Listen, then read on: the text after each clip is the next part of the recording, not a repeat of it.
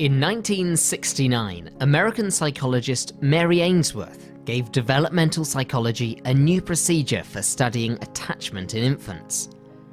She called it the strange situation classification, and it's widely referred to as simply the strange situation.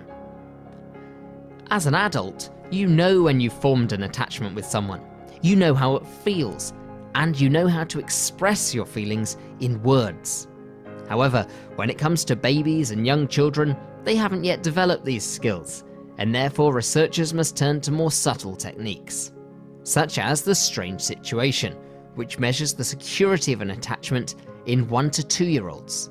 A 20-minute participatory observation, during which the researcher observes the infant's behavioural responses to a series of scenarios. Ainsworth's strange situation includes 8 stages, each lasting roughly 3 minutes. To start with, the mother, baby and researcher are all together in the room, a small, neutrally coloured space with some toys for the baby to play with. The experimenter leaves after around a minute, and the mother and baby are alone for approximately 3 minutes. In this stage, researchers are watching to see whether the child is confident to explore the new environment, or whether she stays close to the mother. A stranger joins the mother and baby in the room. The researchers record the baby's response to this unfamiliar newcomer, who is left alone with the baby when the mother leaves the room. At this stage, the researchers are observing the baby's behaviour for signs of separation anxiety. 3 minutes later, the mother returns and the researchers observe for the baby's reunion response. The stranger leaves the room. A few minutes more, and the mother leaves the room too, leaving the baby alone for the first time in the experiment. The next person to enter the room is the stranger, and finally, after 3 minutes, the mother returns and the stranger leaves.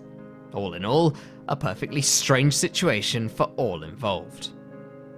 So, what were the researchers measuring? When the mother was in the room with the baby, they scored the infant's behaviour on 4 measures: proximity and contact seeking, contact maintaining, avoidance of proximity and contact, and resistance to contact and comforting. The baby's exploratory behaviours were also recorded as she explored the environment. Ainsworth reported that infants display one of 3 attachment types. Securely attached infants showed distress when separated from their mother, were avoidant of the stranger when alone but friendly in the presence of their mother, and were happy when the mother returned from outside the room. 70% of children studied fell into this category. 15% of children demonstrated an ambivalent attachment with their mother.